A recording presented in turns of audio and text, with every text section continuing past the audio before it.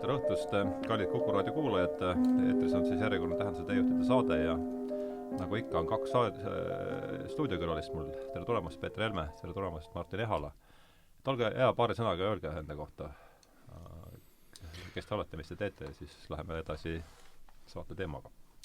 Mina olen Postimehe arvamustoimetuse juhataja, lisaks olen raamatuid kirjutanud, teinud ise ka raadiosaateid ja vist oleme Hardoga mõelnud ja kirjutanud kohati ka üsna sarnastest asjadest. Nii on. Ja ma olen teadlane, keelesotsioloogia valdkonnas, uurin identiteediküsimusi ja olen lisaks ka Postimehe toimetaja meie Eesti rubriigis haridus ja teadus. Nii et Postimees saab meid kõiki kolme siin ühel või teisel viisil. Jah. Nii.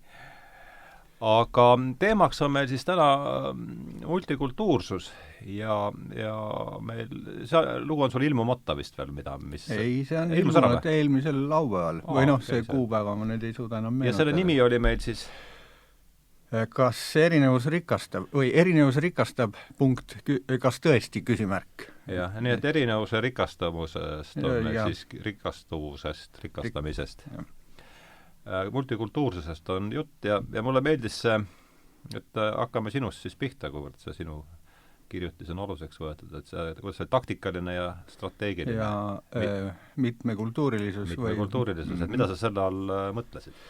Et niimoodi veidikene laiemalt öelda, eks ole, ma olen olnud kogu elu mitmekultuurilisuse pooldaja. Ja ma olen tähele pannud võib-olla kuskil esimest korda võib-olla 10 või 7 aastat tagasi, kuidas selle mitmekultuurilisuse või multikulturalismi mõiste sisu on hakanud muutuma. Et algus nagu vähehaaval ja järjest rohkem, kuni ma lõpuks nagu leidsin, et see mitmekultuurilisus, mis nüüd on siis võimust võtnud või mida peetakse nii-öelda peavoolu arusaamiseks, et see ei lähe sugugi kokku minu enda arusaamisega sellest samast mitmekultuurilisest, nii nagu ma seda olen nagu hinnanud, ütleme 90-ndatest alates, kui Eesti vabaks sai ja kui ma hakkasin nende teemadega tegelema. Ja kui nüüd see vahe esile tuua, siis taktikaline, et siis ma tegin selle nagu vahe, et nagu taktikaline multikultuurilisus ja strateegiline multikultuurilisus, mitmekultuurilisus. Et taktikaline on siis säärane, kus ühiskonna enamus suhtub vähemusse nagu lahkelt, positiivselt, nagu ka tolerantselt. Aga samal ajal esitab ka sellise pehme nõudmise lõimuda ühiskonna peavooluga, eks ole, et põhilised tuumväärtused ühiskonnas oleks jagatud ja nii see komberuum, nagu president armastab öelda, et see oleks kõigile ühine. Et areng toimuks nagu selles suunas, aga samas vastu tunnustatakse nende vähemuste sellist eripära, omapära ja hinnatakse seda, ühesõnaga ei suruta peale, et sa pead assimileeruma. Ega ka ei tõrjuta ära, et sa pead nagu oled alamklasse eraldi ja me ei taha ka siin nagu enda hulka.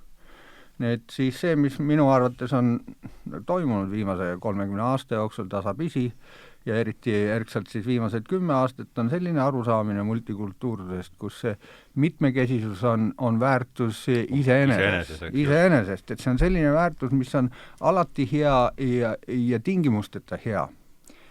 Ja seal sellise vaatenurga korral igasugune lõimumine või igasugune nii-öelda ühtlustumine väärtustes või tavades või hoiakutes ja arusaamistes on juba seda vaadeldakse nagu assimileerimist ja see on siis nagu paha. Rõhumise erivorm siis oli. Jah, see on siis juba rõhumine. Enamus hakkab rõhuma ja ette kirjutama teistele, mismoodi nad peaksid olema või mida mõtlema või mida tundma.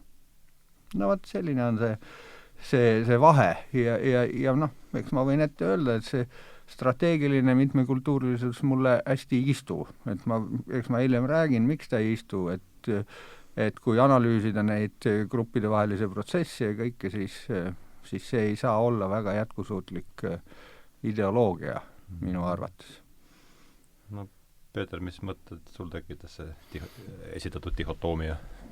See kõlab väga veenvalt, aga ma jäin just mõtlema selle peale, et ega need üleminekud ühelt teisele, sellelt taktikaliselt mitmekultuurilisuselt strateegilisele, ei ole ju väga selged ja seda sa ütlesid tegelikult ise ka, kui sa seletasid, et viimase 10 aasta jooksul oled täheldanud muutust, mis tähendabki ju seda, et ei ole olnud nii, et ühel hetkel otsustati, et nüüd teeme teistmoodi, vaid see muutus ongi meile sisse hiilinud ja ilmselt selle tõttu on ka selle muutuse märkamine väga keeruline ja selle tõttu on seda muutust ka probleemiks pidada väga keeruline, sest et üleminekud on olnud nii samm-sammu haavalised, et kui nad ühel hetkel siis kätte on jõudnud, ei suuda keegi enam ette kujutada, et kunagi võis teisiti olla.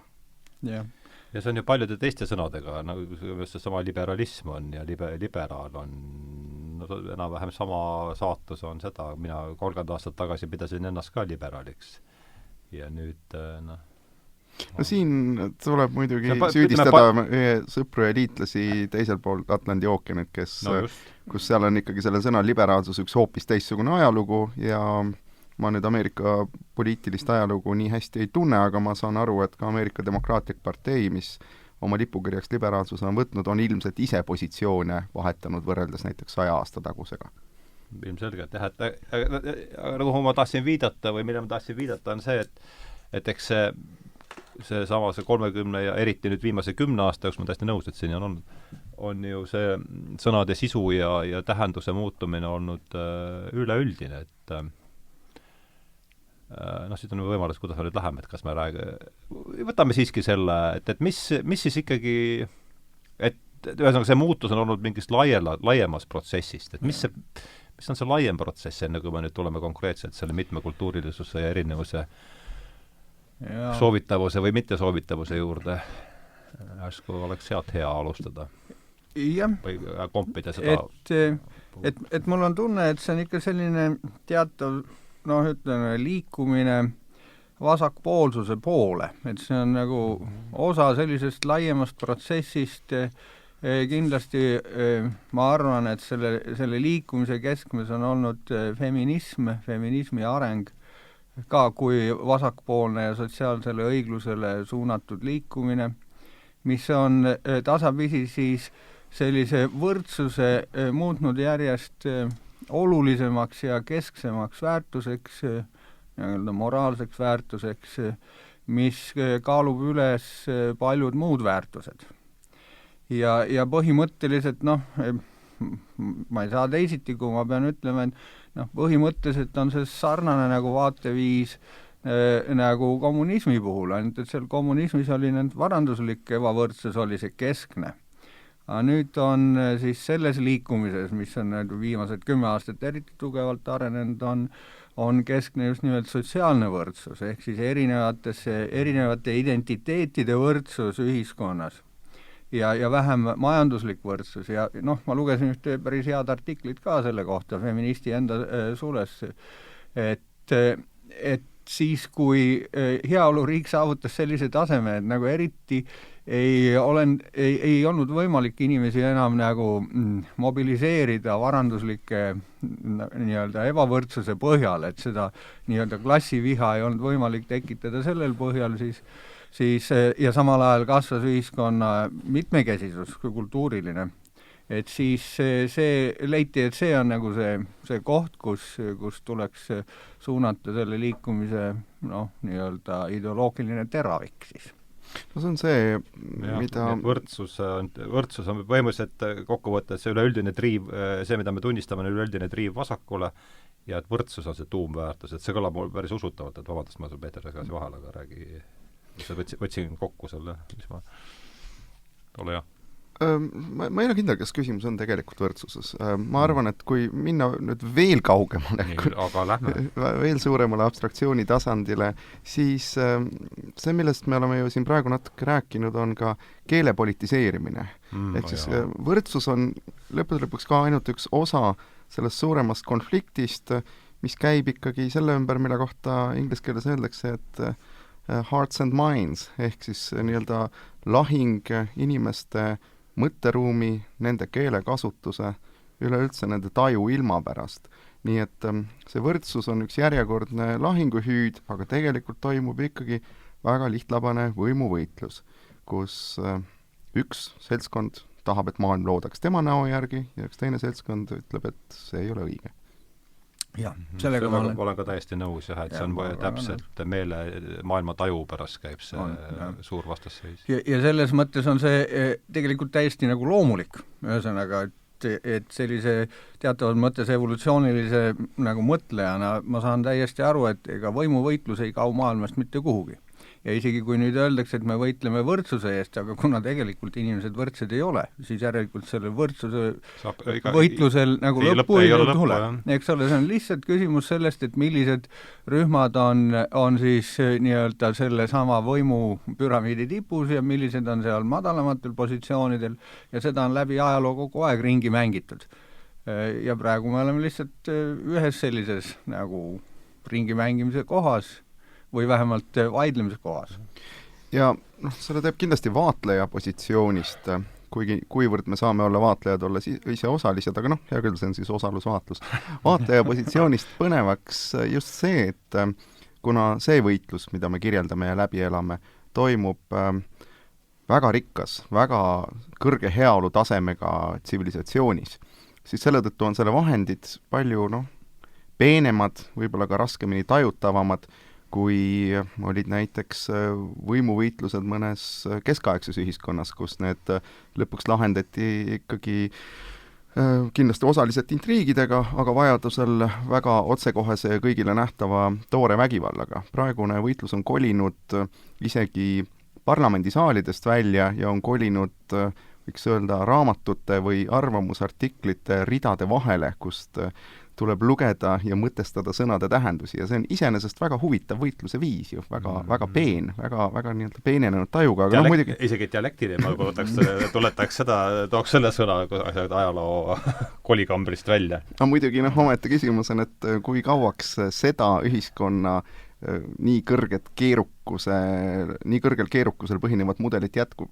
See on see suur küsimus ja küsimuste küsimus. Ja. Et see mulle tuleb meelde üks Weber või keegi varaseid sotsioloogia rajajaid oli, kes analüüsis ka seda, et nagu kui palju siis nagu ühiskonnas või et millisel kujul see võitlus ühiskonnas nagu toimub, eks ole, et kui karme vahendeid rakendatakse ja sellega seoses ka, et mida võib nagu mis on nagu lubatud võitlusvahendid ja tõi sellise näite, et kui me kujutaksime ette sellist kloostrit, kus kõik maailma nagu põhilised nagu eksistentsiaalsed mured on lahendatud, söök, turvalisus, kõik on paigas, kus on tohutu turvaline keskkond, siis ta ütles, et sellises keskkonnas muutub ka kõige väiksem solvang tohutuks kuritööks, sellepärast, et ei ole lihtsalt suuremaid kuritöid.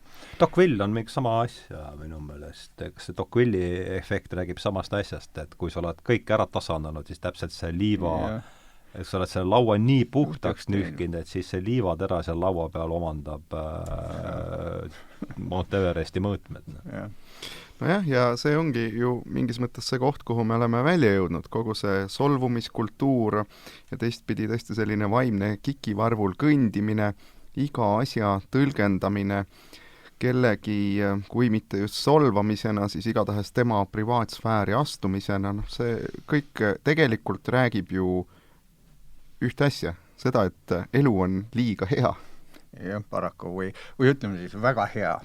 Et me ei ole suutnud õppida nii heas ühiskonnas elama ja selles mõttes, et me selles mõttes elame, et nüüd tundub, et igasugune konflikt on juba maailma lõpp või ühesõnaga ka poliitiline, selline vähegi teravam poliitiline võitlus tundub juba olevat peaaegu nagu asi, mida ei tohiks mingil tingimusel nagu juhtuda.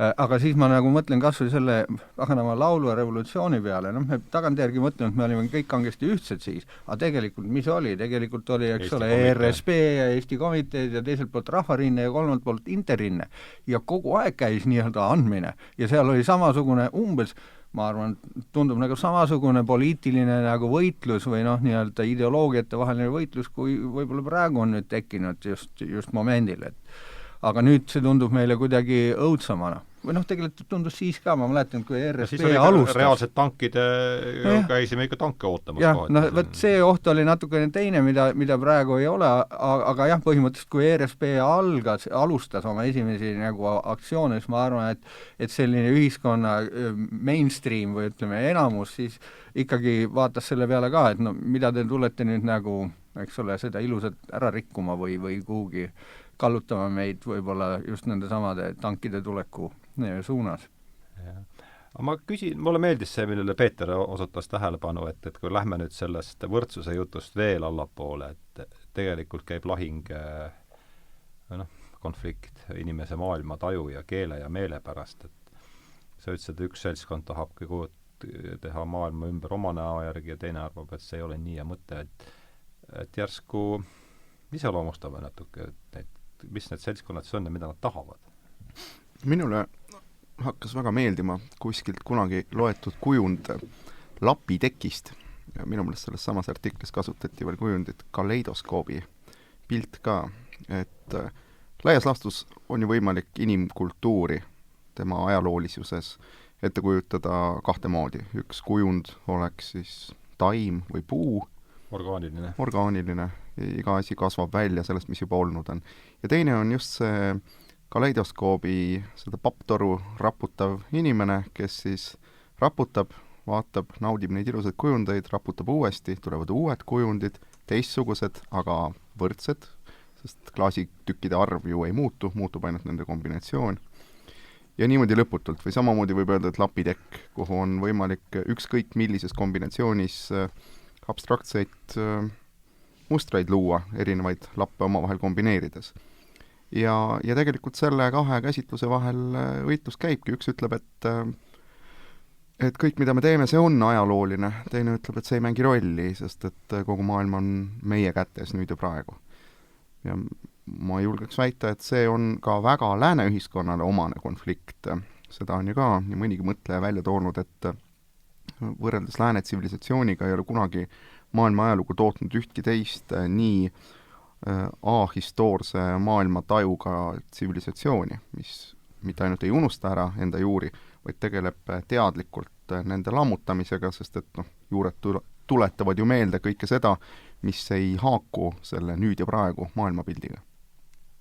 Ja huvitav siin on see, et tõesti, et kui see vastuolu on siis nende vahel, kes lammutavad ja unustavad ja nende vahel, kes ei taha unustada, et tegelikult nagu kolmas variant võiks olla ka säärane, selline variant, mis lähtub nähtuste ja sotsiaalsete protsesside hindamisel funktsionaalsusest ehk siis nagu tulevikust.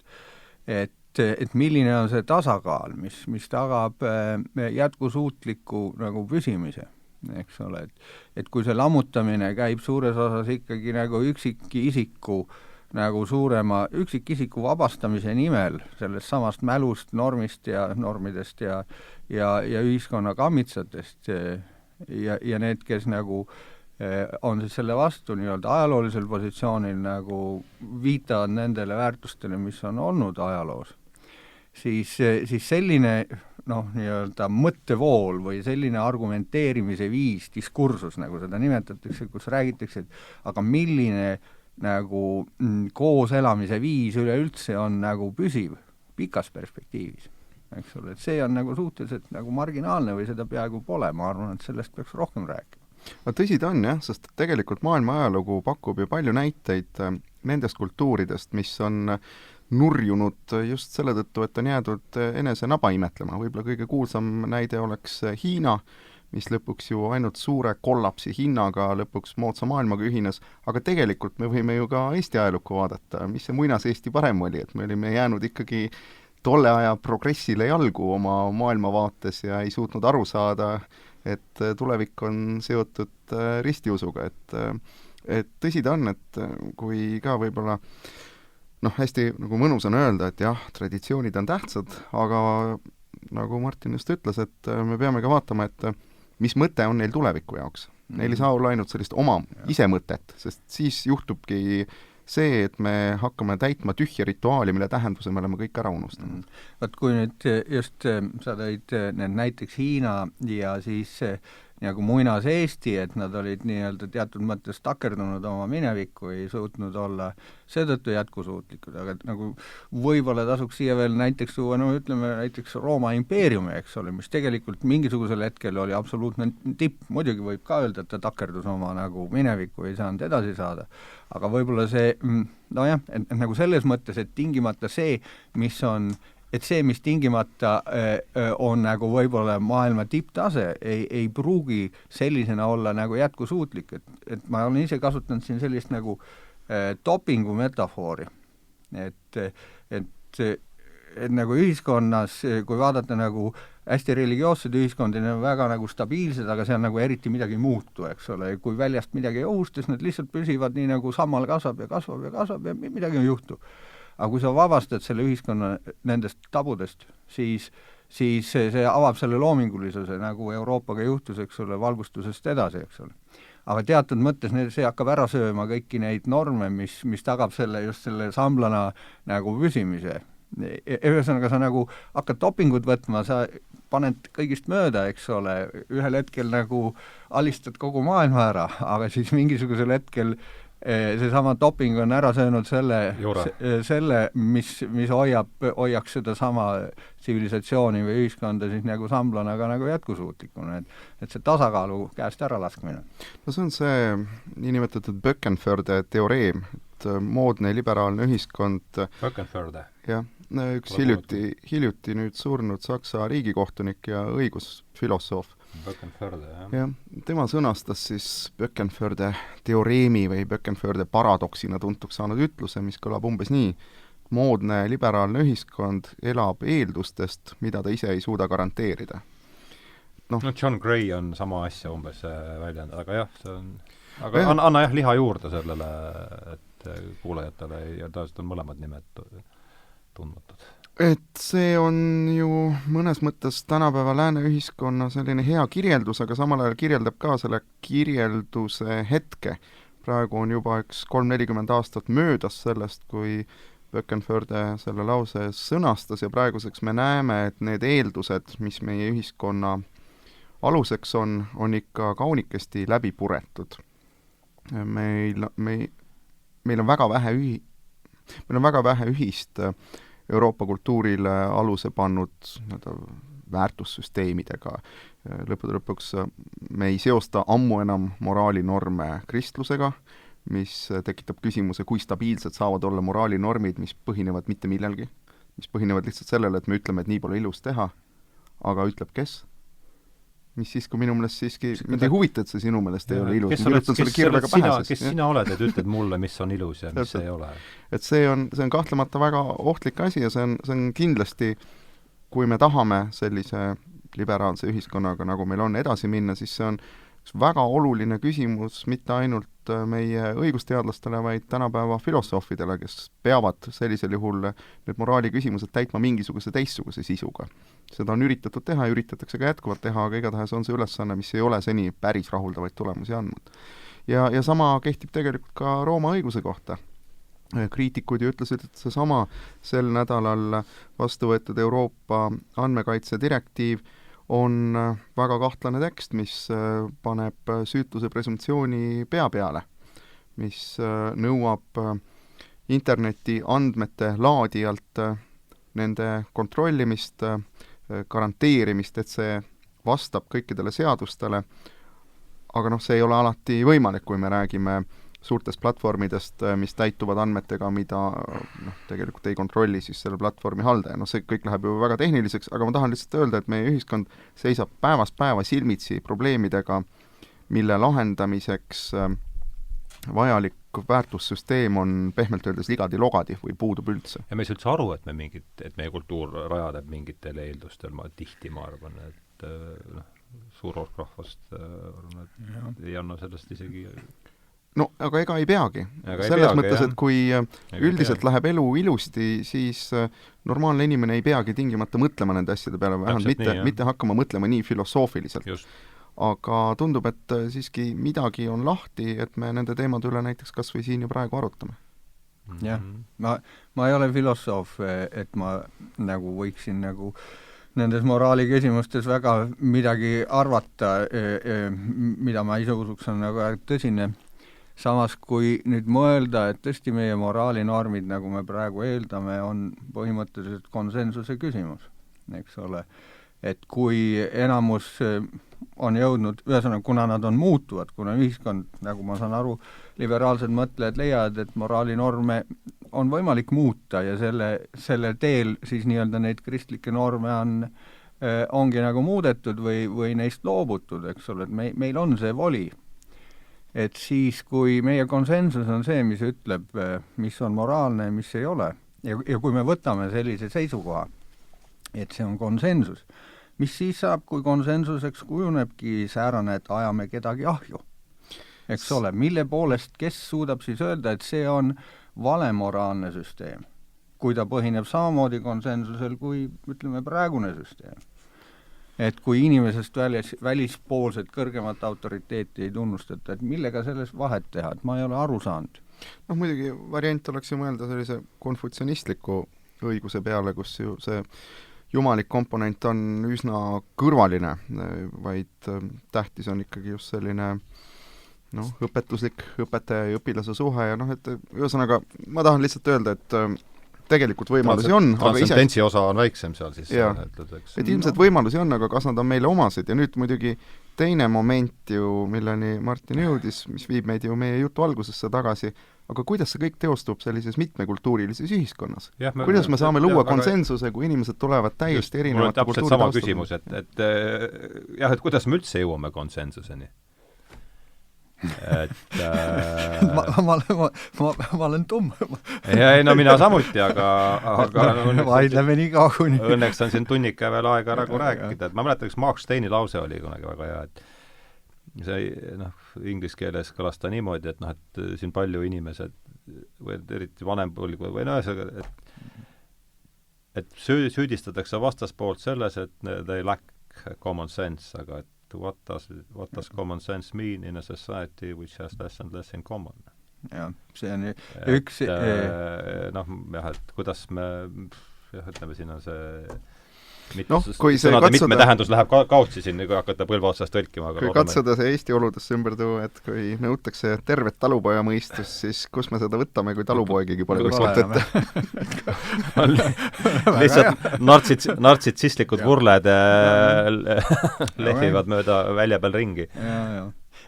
Just on konsensuse loomine, et kui nüüd selle taaskorra tulla selle strateegilise ja taktikalise mitmekultuurilisuse juurde, siis strateegiline ütleb, et konsensust ei olegi vaja otsida, eks ole. Et kui kultuuriline mitmekesisus on hüve, siis on ka erinevad moraalsed hoiakud nagu hüve. See võiks ju nii olla, ainult et see eeldab sellisel juhul väga tugevat ja jõuliselt inimesega vajadusel eraellu sekkuvat riigiaparaati. Aga seda me ju ka selle tunnistajaks me ju ka praegu oleme. Riik ikkagi tungib järjest. Ühest küljest me kutsume teda kogu aeg oma magamistubadesse nüüd. Ja siis oleme väga nördinud, et ta sinna ka tuleb. Ja tulemuseks on see, me kutsume teda veel rohkem sinna. Ja. Kas ei ole nii? Ma olen Peetriga täiesti ühel nõul, et kui lugeda natukene vanemaid, mingid isegi 80. aastate sotsiaalteaduslikke töid, siis seal leiab seisukohti, et demokraatia on võimalik ainult siis, kui ühiskonnas on piisav selline nii-öelda normide ja väärtuste nagu ühtsus, homogeensus, teatud homogeensuse hulk on vajalik selleks, et demokraatia saaks toimida. Kui ühiskond läheb nagu liiga killustatuks, siis praktiliselt ei ole võimalik leida seda ühisosa, mille põhjalt nagu asjade üle vaielda. Ja on selge, et kui nüüd strateegiline multikulturalism muudab ühiskondi järjest killustunumaks, nii-öelda, et siis ühel hetkel demokraatia lakkab toimimast ja täpselt nagu sa ütlesid, eks ole, siis muu ei aita, et peab olema mingi muu võimustruktuur, mingi muu valitsemise viis, kas valgustatud eliit või eks ole, kelle käes on siis need survevahendid, politsei ja sõjavägi ja muud repressiivaparaadid, kes siis hoiab korda selles killustunud ja omavahel mitte ühisosa omavas sootsiumis.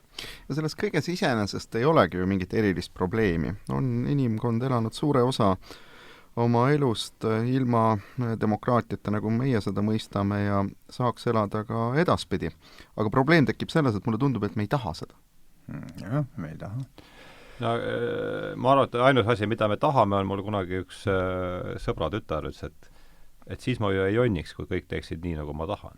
Et see on see, mida me tegelikult tahame. Et ega ma arvan, et suur osa seltskonnast oleks valmis demokraatiast kohe lahti ütlema, kui kõik teeksid täpselt nii, nagu nad tahavad. Võimalik. et ma arvan, et ega seda demokraatiat iseenesest ei peeta.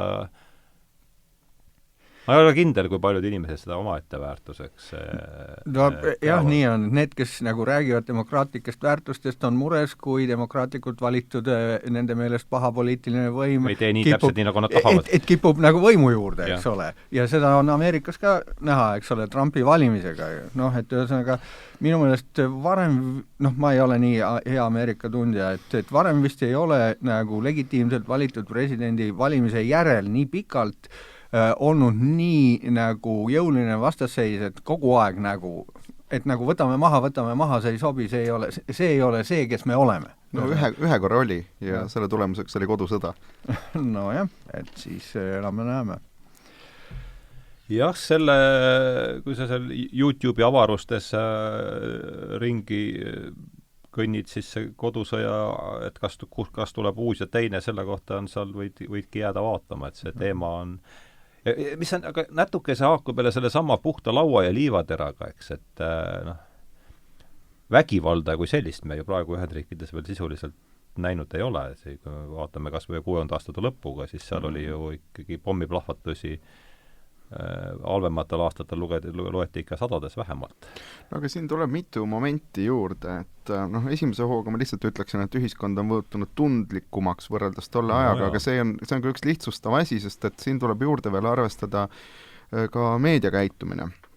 Ja meedia muidugi ka ikkagi täidab mingisugust ühiskondlikku tellimust ja meedial ei saa seda pahaks panna, et uudised on tänapäeval täis siis teateid kõikjalt maailmast ja selle tõttu jääb meile ka pidevalt selline mulje, nagu me elaksime ühes hüpervägivaldses maailmas, kuigi ju see üldse nii ei ole. Näiteks ka ÜRO statistikat on selles mõttes huvitav vaadata, et kuidas viimase 10 jooksul on kõikides näitajates maailm paremaks muutunud tegelikult.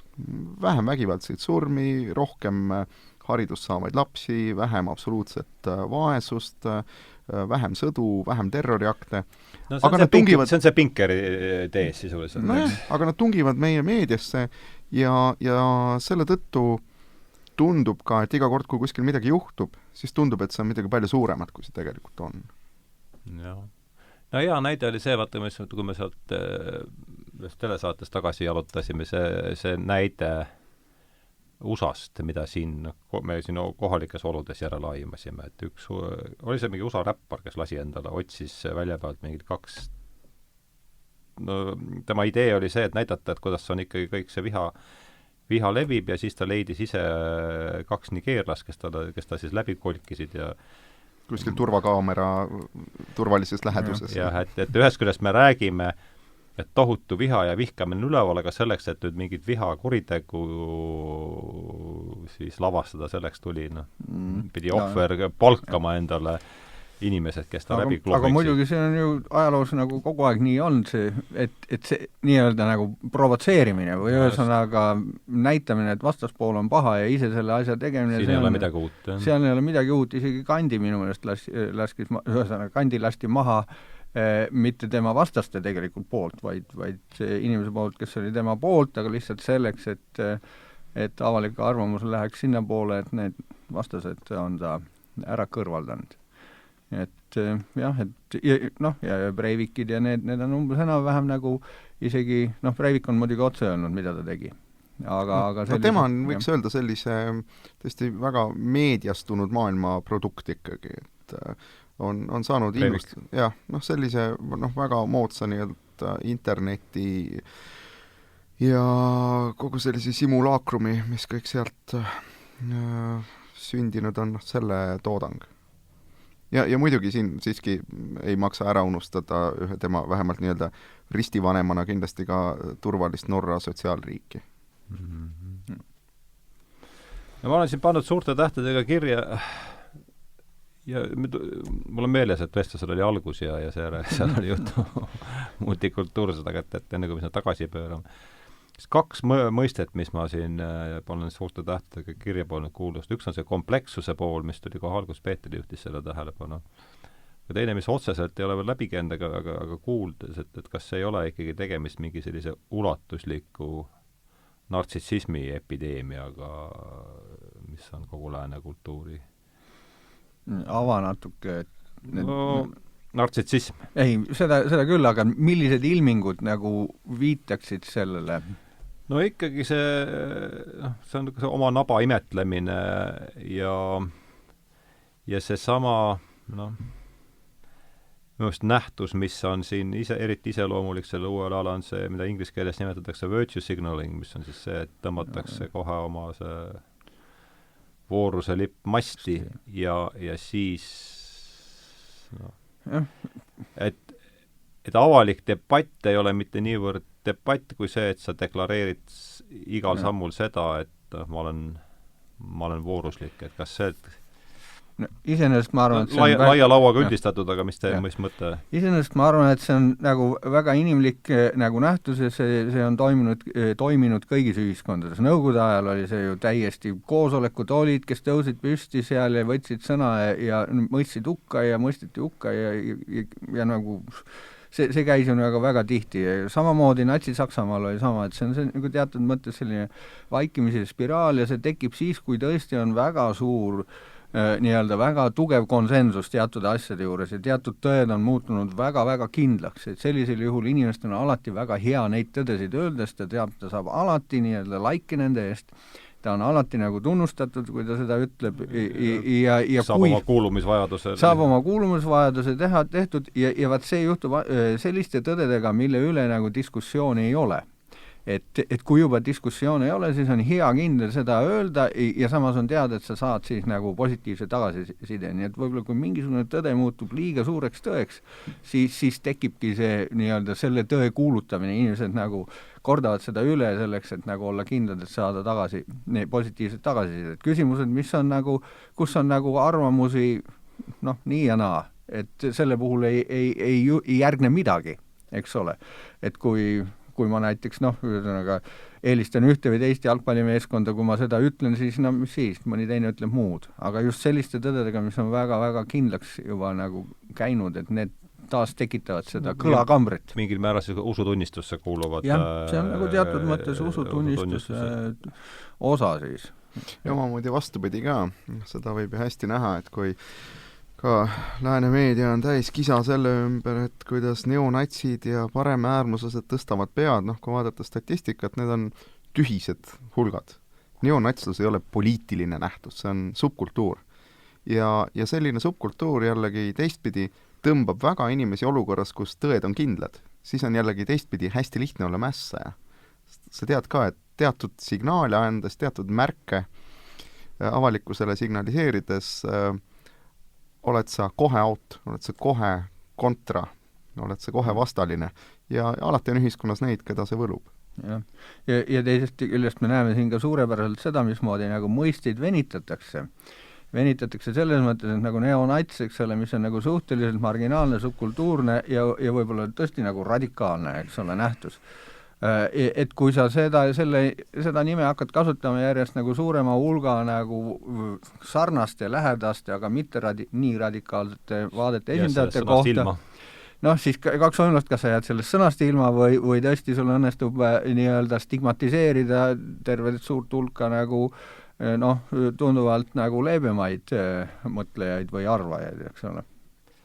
Jah, selle kohta on Douglas Murray öelnud hästi, et meie tänapäeva maailma iseloomustab see, et natside järgi on nõudlus fašismi järgi ületab kordades selle pakkumise, et seetõttu ka seda sõna. See on väga terane tähelepanek minu arvates. Aga tuleme siis selle multikultuursuse juurde tagasi ja mulle tundub, et ongi siin see, et hästi, me rääkisime siin, et kõige sellisel, kuidas võtta, sügavamal või kõrgemal, sõltuvalt sellest, kuidas me selle ruumilise mudeli siin paika paneme, käib võitlus inimese maailma tunnetuse pärast laias laastas. Ja siin on siis vastamisi kaks leeri. kellest üks toetub traditsioonile, teine arvab seda, et maailma on võimalik meie oma näo järgi suures plaanis ümber kujundada ja see on loomulikult niisugune, eks ta tihti on ju astmiku küsimuseks. Siiamaani olen ma enam-vähem summeerinud, ei tee väga liiga sellele. Et multikultuursus tundub, et on osa nüüd see muutus, mida sa siis rääkisid, taktikalise, strateegilise, see näitab seda, et see multikultuursus on muutunud selle sotsiaalse konstruktivismi, siis nimetame seda praegu sellise sõnaga, võib sotsiaalse konstruktivismi leeri usutunnistuse tähtsaks osaks. Jah, ma arvan, et sellega sa signaliseerid, kui sa räägid seda igal sammul, et see on eesmärk iseeneses ja see on kõrgem eesmärk, sellega ma näitan, et ma kuulun sellesse kirikusse paljuski. Ja ma arvan, et see on selle kiriku nii-öelda põhiteese olnud juba Lyotardist alates, eks ole, et postmodernismi nagu fundamentaalne põhimõte ongi, et ei ole nagu ühte nagu valdavat narratiivi, on palju erinevaid tõdesid ja nende omavaheline nagu mänglev selline nagu läbirääkimine või selline, et see on juba 60. aastates, see lihtsalt on võtnud 4-50 aastat aega, enne kui see on nagu nii palju kasvanud, ühesõnaga, kui see vool on nii palju kasvanud, et nüüd ta ongi nagu muutunud nagu peavooluks. Anna see Lyotardile veel, et ma ei tunne seda autorit väga ja nime muidugi olen kuulnud, aga et anna natukene siin mulle ja kuulajatele juurde, et mida tema meile siis nüüd... Et no tema oli esimene... Mis ta esimene oli? Jean Paul või Jean Jack või midagi säärast, ma ei ole ka nimede peale eriti nagu hea. Ta väidab meile nüüd mida siis? Ta väidab seda, et postmodernismi põhitees, eks ole, et maailm on tüdinenud suurtest narratiividest ja tõsi, eks ole, peale teist maailmasõda tõenäoliselt tundus küll, et need totalitaarsed süsteemid ühe tõe ja nii-öelda ideoloogiaga, et sellest oli kõigil kõrini ja selle asemel tuleb selline eri ideede mäng, kus on sotsiaalsetes võrgust, igalühel on oma tõed ja need nagu kuidagi... Igalühel oma pill. Igalühel oma pill, aga see nagu suurt narratiivi ei ole, et ühiskonnal ei ole sellist nagu terviklikku visiooni selle kohta, mis ta on ja millised on väärtuse ja see on selle kiriku alus dogma põhimõtteliselt. See on see alus dogma, sealt ta algas. Alguses kunstis ja kultuuris on ju see sellesama suhteliselt homogeense ühiskonna sees tekitada sellist arvamust, et me võime mängida. Nagu postmodernism oli, ta oli nagu selles mõttes nagu värske õhk või sellel hetkel, eks ole, tõi palju uut mängulisust asja juurde, aga kui ta ära näris tegelikult seal all püsinud veel ikkagi nagu laiades massides olemasoleva sellise narratiivi, rahvusliku narratiivi, kuni ta selle nagu täitsa ära sõi, siis nüüd me oleme olukorras, kus see on muutunud nagu reaalsuseks ühiskonnale võib-olla väga suures ulatuses, eri Euroopa paigus kindlasti eri määral. Ma arvan, et siin tunduvalt vähem, kuna sel ajal me olime nagu ühes teises süsteemis ja meid vaktsineeriti teatud asjade vastu. Samas on muidugi naljakas, kui konkreetseks minna, kui hakata vaatama, kuidas see kõik siis üksikisiku elule mõjub, siis demograafid ja sotsioloogid on Berliinis Prenzlauer Bergi linnaosa demograafilisi arenguid uurides vaadanud, et kui irooniline. Et see linnaosa, mis tõmbab kõige rohkem neid multikultuursusesse uskujaid, on äärmiselt monorahvuseline, sest et kogu see seltskond on sealt tasapisi välja söönud kõik need, kes lihtsalt ei suuda sellise endast väga heal arvamusel ja väga kalleid tooteid tarbiva seltskonna elustandardiga kannul püsida, ehk siis kõik vaesed välismaalased on läinud teistesse linnaosadesse, alles on jäänud multikultuursusest jutlustavad rikkad sakslased. Ja seda on väga, Victor Davis Hanson on sellele osutanud tähelepanu, et kõik need see rikas eliit, kes sellele kantslist meile seda multikultuursust jutustab, need on siis, elavad oma tarastatud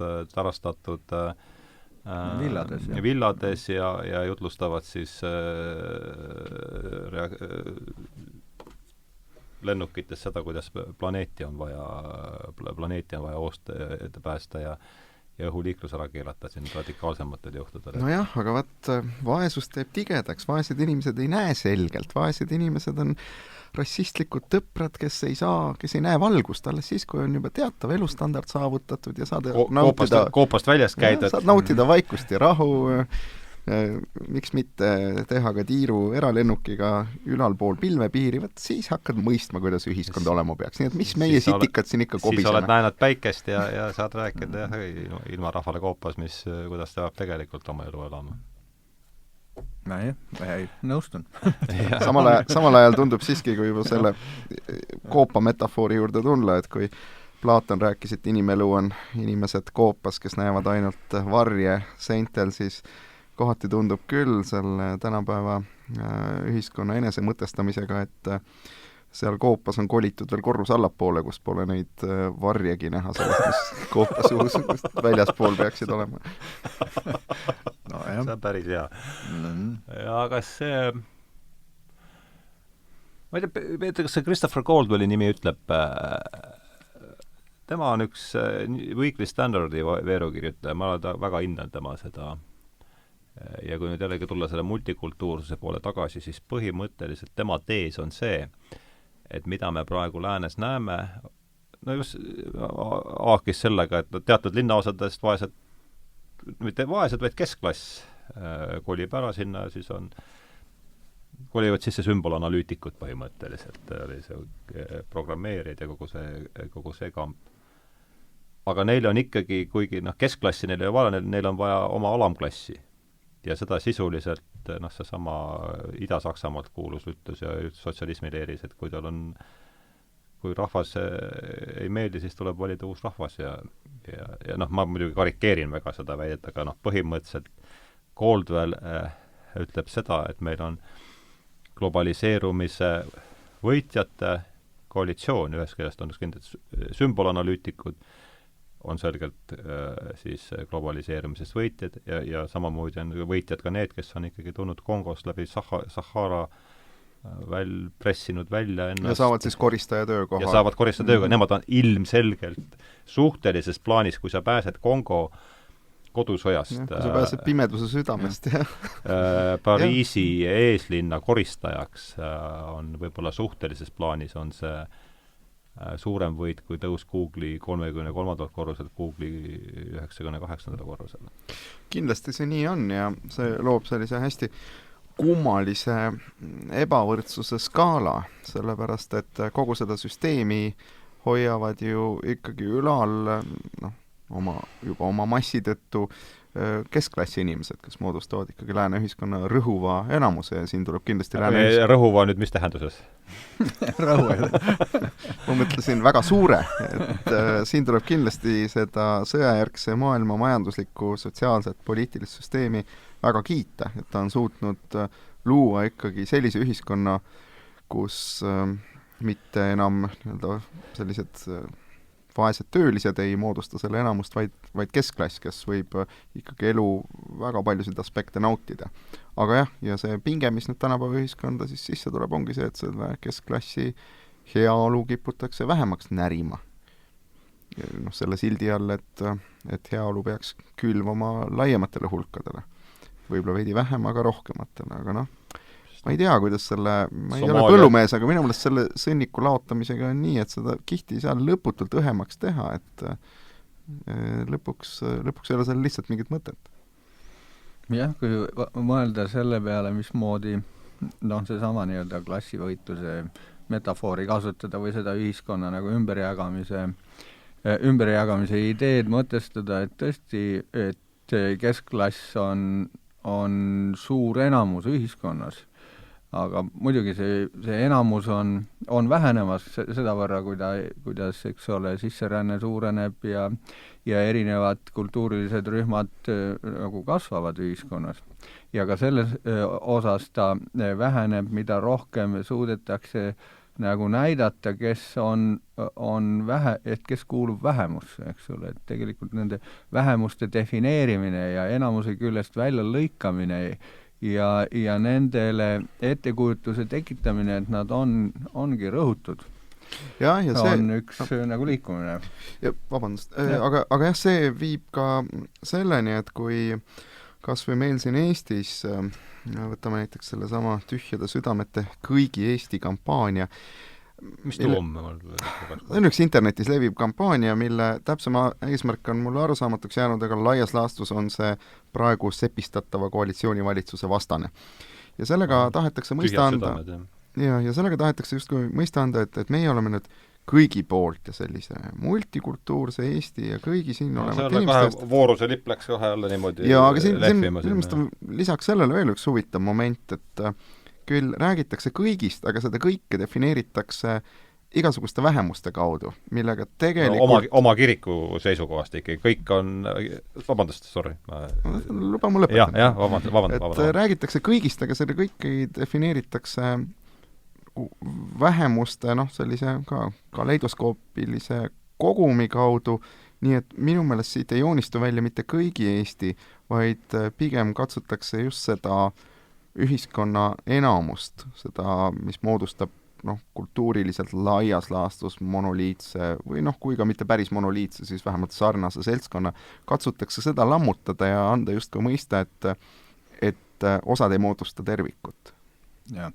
Et see on tõesti, ja see toimub mitte ainult Eestis, eks ole, see on Ameerikas samamoodi näha, et demokraatliku partei on nagu orienteerunud vähemustele, kõigile, mis on defineeritud, on naised, värvilised, eks ole, seksuaalsed erisättumused, ka soolised erimääratused, kõik koondatakse nii-öelda, luuakse koalitsioon vähemustest, keda nagu tegelikult iseenesest ei ühenda muu kui see, et nad usuvad, et neil ei ole nii palju õigusi, kui on sellel enamusel. Ja see on nüüd nagu selline uuem trikk, sest nagu varasem klassivõitlus oli töölisklass, kes oli suhteliselt homogeenne, eks ole, ja see mobiliseeriti kodanluse vastu, kes oli ka võib-olla homogeenne. Aga nüüd on siis nii, et kuna ei ole ühtegi suurt nii-öelda homogeenset klassi, siis on loodud või ühesõnaga on tekkinud selline ideoloogia, mis näitab, et nagu kõik rõhutud, kes võivad olla rõhutud nagu täiesti erinevatel nagu põhjustel, tegelikult on siis nagu ühtne rõhutute klass ja potentsiaalselt ta võib olla ka suurem kui see, keda nad defineerivad siis nii-öelda rõhujana.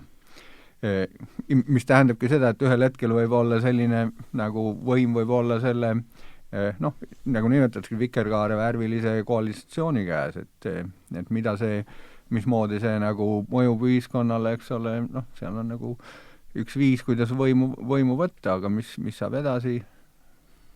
Nojah, ja siin on veel teisi naljakaid järelmeid ka, et pärast viimaseid parlamendivalimisi Saksamaal ju ka väga üksipulgi analüüsiti, kes hääletas keda, ja naljakana tuli välja, et need inimesed, kes defineerivad ennast tänapäeva ühiskonnas töölisena, kippusid hääletama AfD, see on siis Saksamaal selline see on üldine tendents. Ja selline uus liikumine, mis seab senise süsteemi kahtluse alla, kasutab väga rahvuslikku retoorikat ja samal ajal räägib sotsiaalsest õiglusest.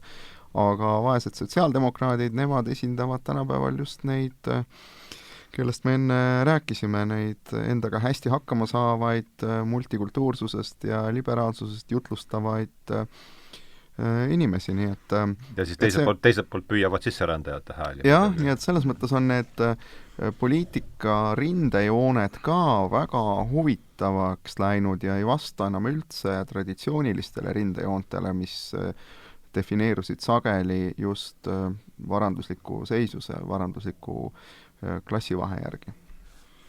No ma olen jah seda kujundit siin päris palju kasutanud juba, aga kasutame ka selles veestes. Mulle tundub, et kui me vaatame, et elame siin nagu ühiskondlikus püramiidis, siis marksismis oli see püramiid löödi läbi nagu sedapidi. Et rõhutud siis siin proletariaat ja kodanlus siin, siis mulle tundub, ja palju sa nüüd ühe kolmnurgaga siin ikka jõuad seda maailma seletada. Ja eriti kui raadiokuulajad seda ei näe. Ei, siiski, raadiokuulajad ei näe, jah.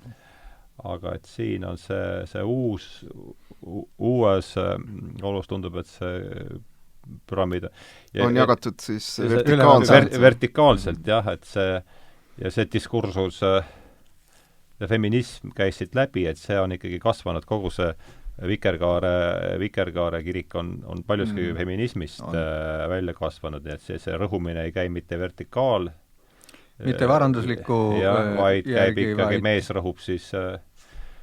rõhub naist ja siin on siis muidugi suur eelis see, et isegi kui sa oled siin, see tähendab tipus, jah, et sa oled Google'i, palju seal korrused on, 200 näiteks, et sa oled Google'i 200 või kui 200 korrust on, et sa oled Google'i 92. korrusel tegutsev Amazon, kes tahaks pääseda 195. korrusele, siis sa saad ikkagi tunda, et sa oled 0,00000% hulgas, aga sa oled ikkagi veel saad tunda ennast rõhutuna. See mingis mõttes on see minu meelest päris atraktiivne ja pluss see, et ta ka juhib ju ka tähelepanu põhiprobleemilt kõrvale, sest meil on siin 25% palgalõhe, aga kui sa hakkad vaatama, siis siin on see palgalõhe see on see 500-kordne. Et kus on fookus, kus nähakse rohkem ebaõiglust, see, et tõesti, nagu sa ütled, et keegi teenib 25 korda vähem kellestki, et see ei pane meid üllatama ja see ei tekita ka isegi mingisugust sotsiaalset nagu mullistust, keegi ei lähe, Occupy Wall Street vist oli, eks ole, viimane, kus nagu pöörati tähelepanu sellisele varanduslikule kihistumisele, aga nüüd on tõesti see kihistumise või ühesõnaga need opositsioonid on rühmade, ühiskonna rühmade vahel, mis ei pruugi sugugi olla kuidagi varanduslikult teineteisest erinevad. Nii et see on nagu selles mõttes nagu uus ja see sinu püramiidi näide, et nagu vanasti alamklassid ei tahtnud enam ja ülemklassid ei saanud, eks ole, et see oli see nii-öelda tüüpiline klassivõitluse olukord, siis kuidas nüüd peaksid, et nagu vasakpoolsed enam ei taha ja parempoolsed ei saa või kui jagada see püramiid ülevalt alla, et kuidas me siis nagu ütleme selle. Selle kohta ütles Joel Sanks selle uue revolutsiooni situatsiooni kohta, et mehed ei suuda ja naised ei taha. Nojah, no samas, eks millest me siin räägimegi, on see, et see on üks selline väga kunstlik ja võiks öelda tehnitsistlik lahendus ja ausalt öeldes, tegelikult oleks nüüd jube hea, kui siin oleks mõni naisterahvas seda kritiseerimas, sest et olen hästi kursis sellega, et selliseid jagub ja mulle tundub, et nemad näevad selle süsteemi sellise tehnilisuse kuidagi veel paremini läbi, et ja peale selle, millest me üldse räägime, et kuidas see ühiskond siis siin ikka eksisteerinud on, kõik need kümned ja kümned aastatuhanded, kui mitte nii, et naised ja mehed ikka koos seda vankrit veavad. No jah, ma kuidagi ka ei ja rõhunud on meid elu ise. See koos elamine tegelikult on ju põhimõtteliselt koos elamine tähendab seda, et ma saan aru, et kus kõik on nagu oma rolliga nagu rahul ja näevad, et nad teevad üheskoos midagi. Ja põhimõtteliselt see on siis ju küsimus jällegi sellest samast hegemoonsest ideoloogiast. Et kui meil on üks selline maailmavaade, milles on ära seletatud, miks mina olen nagu madalamal positsioonil kui teine, eks ole, ja põhimõtteliselt, eks ole, religioon on sellega tegelenud ja tegelikult kõik ühiskonnad üritavad ära seletada, miks maailm on säärane, nagu ta on. Miks ta on selline? Kas selline või teistsugune ja kui siis põhimõtteliselt ikkagi see, et üldiselt on vaeseid palju vähem, ei ole veel olnud sellist ühiskonda, kus rikkaid oleks oluliselt rohkem kui vaeseid. No ilmselt ei ole, aga põhimõtteliselt see ideoloogia peab ära seletama, miks sinu elu on selline, nagu ta on ja kui sa oled sellega rahul, siis on ühiskond õnnelik ja kõik nagu teevad oma rolli, isegi siis, kui ühed on orjad ja teised on peremehed, ühed on siis nii-öelda kamandavad ja teised ei kamanda. Nagu nüüd küsimus on, et kas me saame sellise nagu ühiskonna teha, kus kõik arvavad, et nad kõik on nagu absoluutselt nagu võrdsed, eks ole. No see on nagu teatud mõttes nagu kommunismi ideaal ja elavad siis. No see on juba selline, võiks öelda 20. sajandi unistus. Aga kindlasti selles rahulolematuses on süüdi kogu selline jällegi meedia ja popkultuur, või miks mitte ka reklaamitööstus, mis tegelikult ju ütleb meile iga päev ja ütleb seda 1000 korda kõikidelt ekraanidelt ja kanalitest, et õnn on vaid ühe ostu kaugusel ja see on alati see järgmine ost, mis tuleb teha. Ja isegi ma ei mõtle selle all mitte alati otse nüüd ostu selle sõna kõige otsesemas tähenduses, vaid võib-olla ükskõik milline samm. Õnn võib olla see järgmine naine, keda sa Tinderis kohtad. Õnn võib olla see mingi üliäge koolitus, millele sa lähed, see järgmine reis, kuhu sind viiakse, või järgmine klaas õlut, mille sa ostad, ja ausalt öeldes sellest loetelust mina soovitaksin kõigil selle õlle poole minna. Läbi proovitud, toimib ja kui ei toimi, proovige uuesti. Aga ülesehituslikud mõtted. Aga nii ta on, et meile tegelikult tuleb uksest ja aknast seda sõnumit, et kui sa ei ole praegu õnnelik, ja muidugi sa ei ole, siis on konkreetsed sammud, mis selleni viivad. Aga kuna nad ei vii, kuna see on nii utilitaarne, siis see tekitab permanentset rahulolematust. Ja rahulolematust siis mitte ainult nende esemetega, millega me ennast ümbritseme, vaid eelkõige just enda sotsiaalse staatusega. Ja ma lisaks veel siin see, et üks õnn on, ma mõistan see väga hästi sul, et õnn on vaid ühe ostu kaugusel, aga teine sama loogika või sama struktuur on see, et täiuslik ühiskond on vaid veel nüüd ühe seaduse kaugusel, et kui me nüüd selle ära teeme, siis me jõuame sinna ja ei jõua aga see ei takista meid püüdmast ja siis on see teine märksõna, mis siin sai narsismiga komplekssus, et me muudame selle nojah, et see üks seadus ja siis me jõuame sinna, et kui me räägime sellest praegusest paradigmast, mis nagu üritab, nagu ma ütlen, seda sama võrdsust, eks ole, tekitada sotsiaalsete rühmade vahel ja kui see on nagu selles mõttes on erinev sellest varasemast klassivõitlusest, kus ühtedel ilmselgelt ei olnud varandust ja teistel oli ja see rõhumine nagu torkas silma ja nüüd me ütleme, et see rõhumine ei ole nii otsene, kuna ta ei ole varanduslik, vaid ta on pigem siis sümboliline, eks ole, milline grupp on nagu rohkem väärtustatud käib respekti ja see käib respekti tasandil, eks ole, et ta peaks siis olema, et nagu kõigil peaks olema nagu võrdne siis nagu hulk seda respekti, et siis me oleks jõudnud sellisesse ühiskonda, kus kõik on võrdselt hinnatud. Ja see on selles mõttes nagu tunduvalt nagu raskemini pareeritav, eks ole, ideoloogia, kuna eeldada, et siis nagu respekt võiks olla nagu erinev, tähendab seda, et öelda, et ühed rühmad on nagu põhimõtteliselt nagu kuidagi halvemad kui teised rühmad, aga see ilmselgelt on, eks ole, puhas, eks ole, rassism või ükspuha, mis foobia see siis on, eks ole, kui sa ütled, et naised on paremad või mehed on paremad kui naised või valged on paremad kui mustad ja mustad paremad kui valged, eks nii ja naapidi sa ei saa seda öelda, seepärast et nagu see eeldus, mille see põhineb, et see on kõik nagu et on võrdsed. Aga nüüd küsimus on, et kas tegelikkuses see ka on niimoodi, et kui nüüd need rühmad on mingit moodi ka kultuuriga seotud, tavadega seotud, väärtushinnangutega seotud, siis nad käituvad erinevalt nendest nii-öelda sotsiaalselt omastatud normidest ja nende tegelik nagu elu edukus sõltub sellest, eks ole. Siis ongi küsimus, et kas me peaksime seda silmad selle ees kinni panema, ühesõnaga see, et teatud rühmad võib-olla nende kultuur ja käitumistavad ongi säärased, et nad ei taha teatud laadi elustiili nagu omaks võtta, eks ole, kas me peaksime neid aktsepteerima, siis vaatamata sellele võrdsena või mitte, ja see on selle strateegilise, taktikalise multikultuursuse nagu põhiline nagu küsimus, et kas on mingisugune selline elamisviis, mis on nagu parem kui teised ja kui me ütleme, et jah, on, siis paratamatult sealt tuleneb see, et sellised rühmad, kes seda ei jaga, on halvemad, aga seda jälle nagu öelda ei saa. Praegu jookseb telekas üks kinnisvarareklaam, kus müüakse vist isegi mitte krunte, vaid maju kuskile siia Tallinna lähedale ja see reklaam lõpeb lausega, mis mind iga kord üllatab. Mind üllatab just see, et see ei ole kedagi veel välja vihastanud. Nimelt seal öeldakse õigesti elatud elu. Ehk see, et kui ostad sinna maja, siis sa oled õigesti elanud elu. Aga see tegelikult, ma ei tahtnud üldse tulla nüüd tagasi selle jutu juurde, et õnn on ühe ostu kaugusel, vaid pigem selle retoorikani, et see on tegelikult üsna harv või üha harvem, et tänapäeval julgeb keegi veel öelda, et üks või teine elumudel on õige. Tõesti, see võib-olla ongi nii äkki, et tänapäeval on see veel lubatud ainult sellistes kommerts- ja reklaami kontekstis, kus see käib nagu mängu juurde, aga keegi ei anna sellele mingeid suuremaid poliitilisi või ühiskondlikke tähendusi.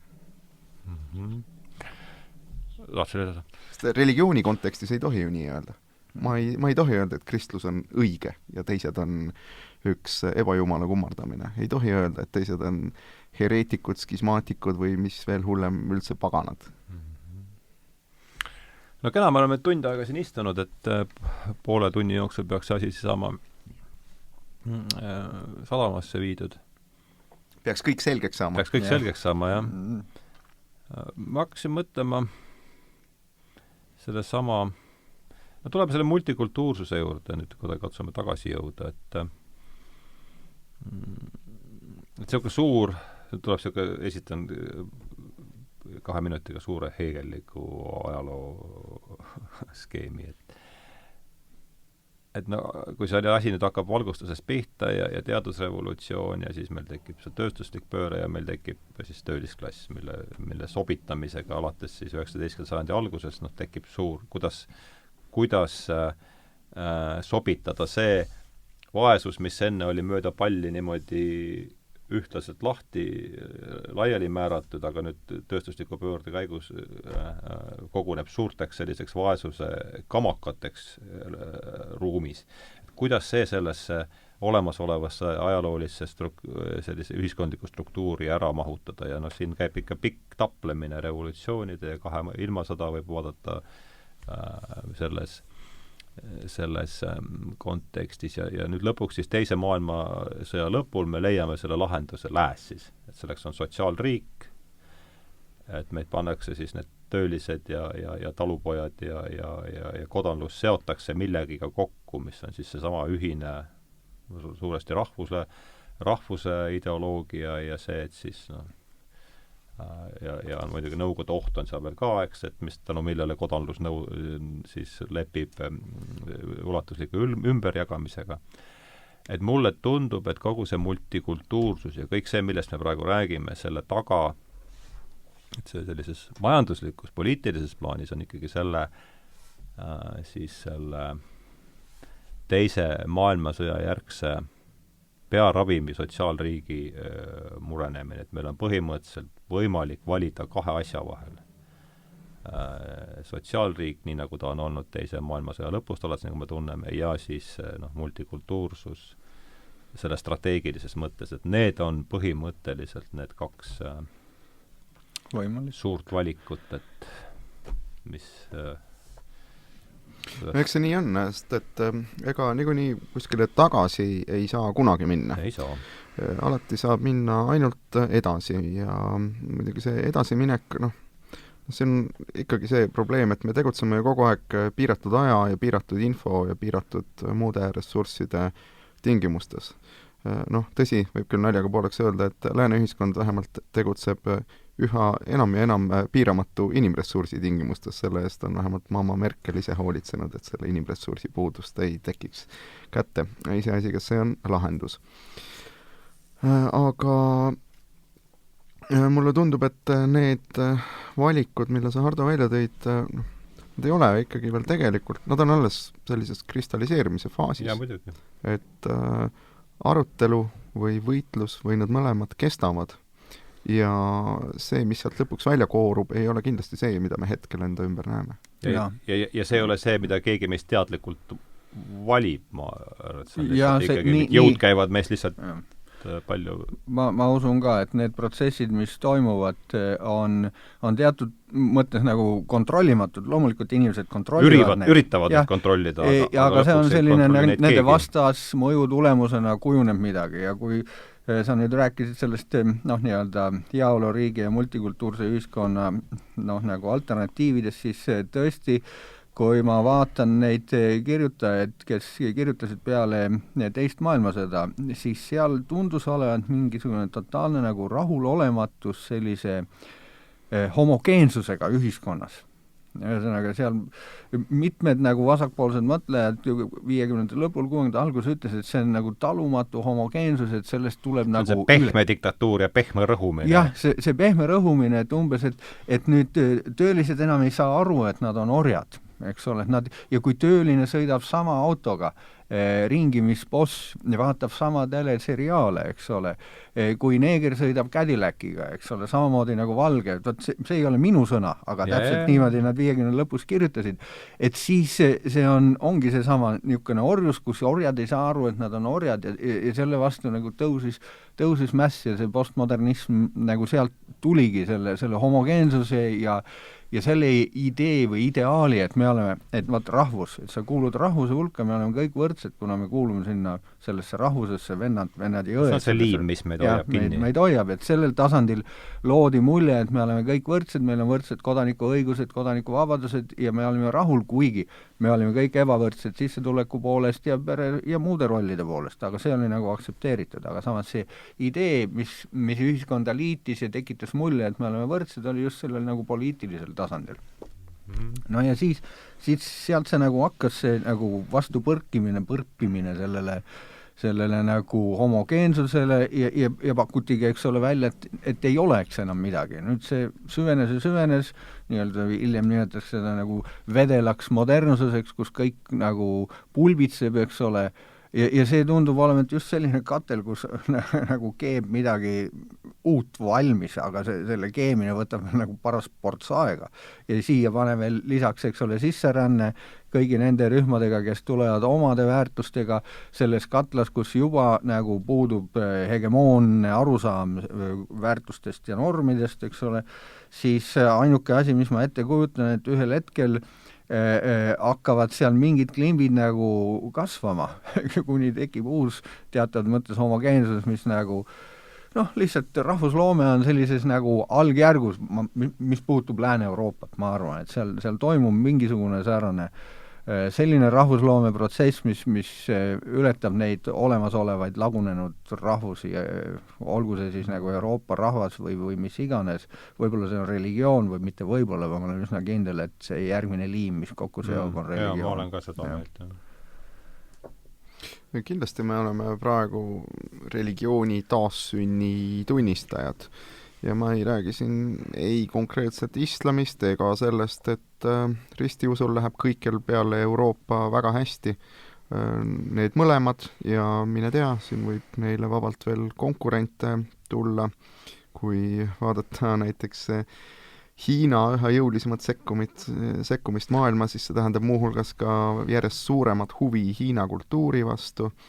Nii et siin ootab veel huvitavaid asju, aga kui nüüd hakata mõtlema, et kui kaua need protsessid aega võtta, et seda on muidugi väga võimatu öelda. Aga kui tuua üks paralleel ajaloost Rooma impeeriumi lõpuga, siis võib öelda, et selle lõpu algus oli kuskil aastal 400 paiku ja kuskil aastaks 600 oli uus Euroopa enam-vähem olemas. Siis oli, kui vaadata Euroopa kaarti aastal 600, siis me võime juba enam-vähem aimata suurte tulevaste rahvusriikide piire. Nii et mingi 200 aastat siis. Nüüd läheb kiiremini, ma arvan. Nüüd läheb kindlasti kiiremini. Ma arvan, et praeguse sajandi keskpaigaks on siin mõned asjad juba selged. Et kommunikatsioonid on nii palju kiiremad, see nagu suhtlus sellise nagu, et see toimub kiiremini. Nii info kui inimeste liigutamine on. Nii info kui inimeste liigutamine toimub kiiremini. Samas üks tegur on samaks jäänud, nimelt see, kui kiiresti uus inimene sünnib. Läheb 9 kuud algul ja siis läheb veel vähemalt 15 kuni 20 aastat, kuni temast saab selline poliitiline subjekt. Ja siin see nagu huvitav küsimus on see, et kui me nagu enam-vähem näime, et me oleme nagu Lääne-Euroopa suhtes nagu mingil moel üksmeelsed, seal nagu pulbitseb midagi ja võib-olla sünnib midagi uut, nüüd küsimus on, et meie oleme siin serva peal. Et kas me peaksime tegema selle arengu nagu läbi samamoodi nagu Lääs on teinud, kas me peaksime liikuma samas suunas või me, sest ma arvan, et Eesti ei ole kaugeltki veel sellisel nagu arenguastmel või need protsessid, mis nagu on viinud Lääne sinna, kus ta on, et me oleme sellest nagu tubli poolsajandit maast tänu Nõukogude Liidule. Et kas me peaksime nagu rahumeelni nagu üritama käia kõik need sammud läbi, et me lihtsalt järgneme Euroopale nii, nagu ta ees läheb, aga võib-olla me peaks nagu vaatama, et kas meil on mõtet nagu kõiki neid mullistusi läbi teha, võib-olla on mingid muud arengud. See on laiemas laastus kogu Ida-Euroopa probleem, just, eks ole. Jah.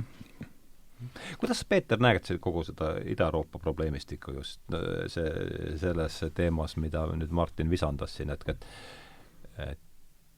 ütleme Ida-Euroopa laiemalt kogu selles suures protsessis, mis praegu käib? Nojah, Ida-Euroopa on olnud hoopis teises rollis ja küünikud on ju ka öelnud, et kogu Euroopa Liit on olnud üks tööjõupuuduse ittenihutamise projekt. Ehk siis Ida-Euroopa ei ole olnud ju selles olukorras, kus väga palju inimesi oleks tulnud sinna või siia. Aga see on nüüd muutumas, me näeme seda ju Eestis ka. Eesti on viimased paar aastat ikkagi sisserändemaa ja kuna Eesti on üsna väike, siis ei ole vaja ka väga suuri sisserände arve selleks, et selle pinnalt tekiksid mingid sotsiaalsed mullistused. Seda, kuidas sisserände küsimus on näiteks juba praegu vallutanud ajalehtede esikaasi, me näeme ju üle nädala.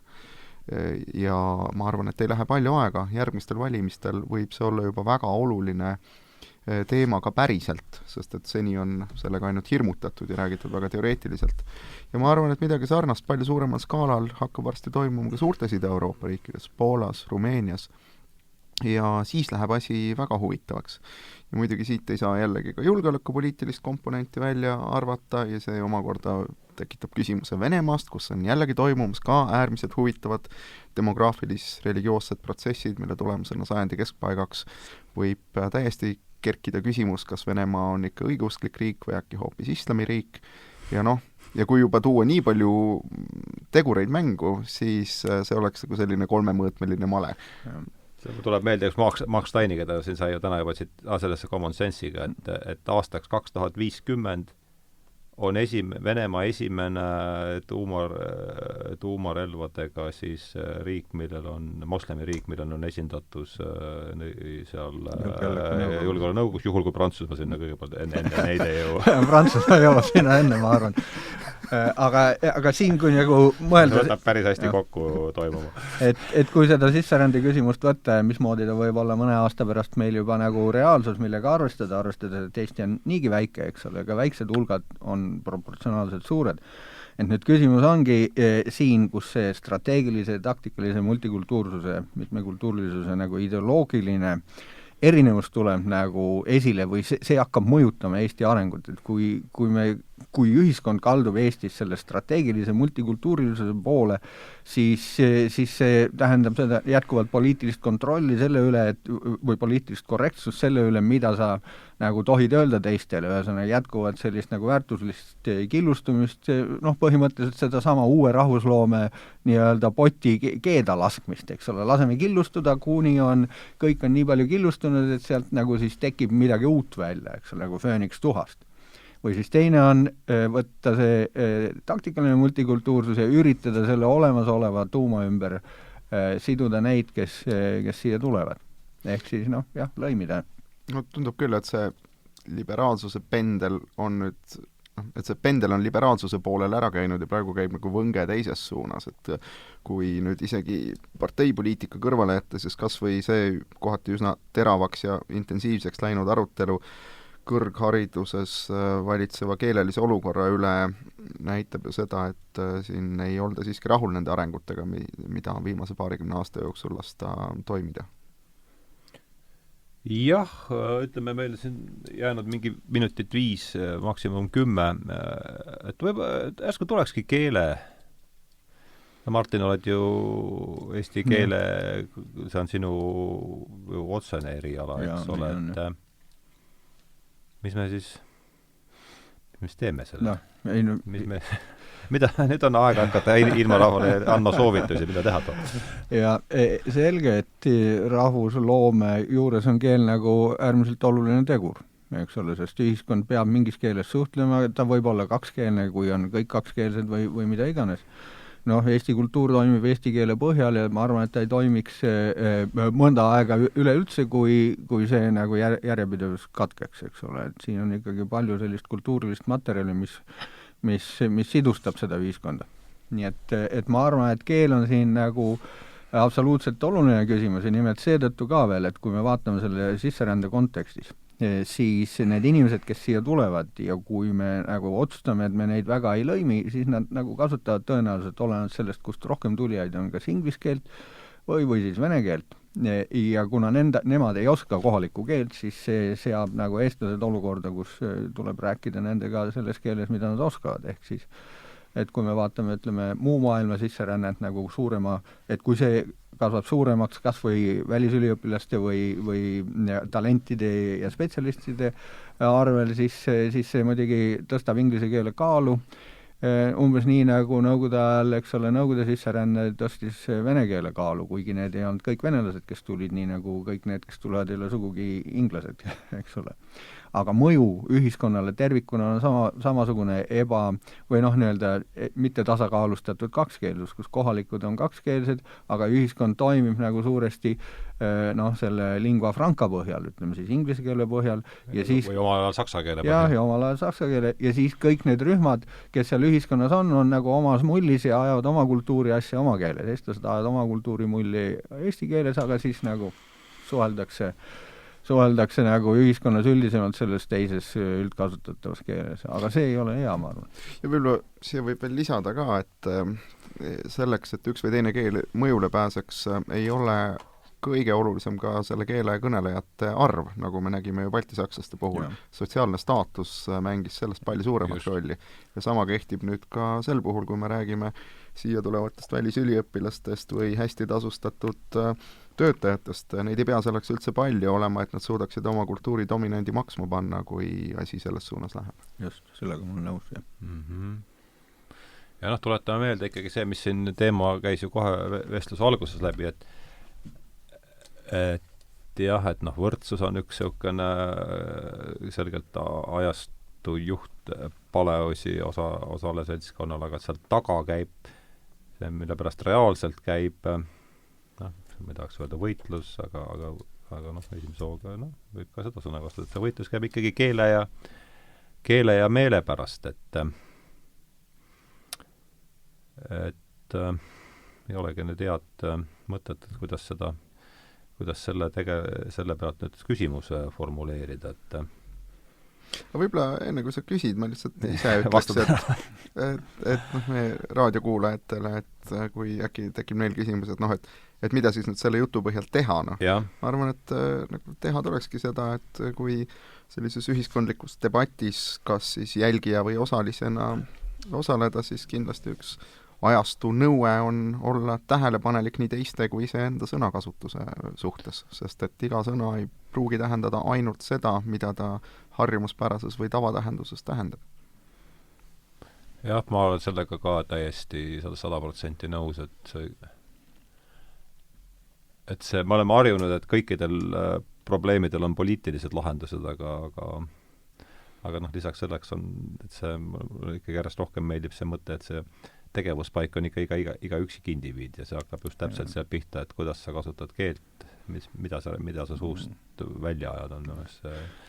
Ja kui ma nüüd mõtlen selle praeguse aja peale ja selle nagu soovituse peale ka, et mõelda, mida öelda, mis on väga hea ja õige nõuanne, siis aga see, et öeldakse ja minu meelest öeldakse rohkem ja nagu teravamalt või ühesõnaga, et teatud sellised küsimused on muutunud nii-öelda ideoloogiliseks, tõesti fundamentaalseks või nende väärtusküsimuste üle vaieldakse siis nagu ihust ja hingest, ma arvan, et see iseenesest ei ole sugugi halb Eestile, et see on tegelikult edasiviiv, et teatud rahulolematus on selle põhjuseks, aga mingisugust nagu lahendust, mingisugust konsensust otsitakse, see tuleb varem või hiljem, eks ole, see tuleb varem või hiljem ja need protsessid tuleb läbi käia, need vaidlused tuleb läbi käia.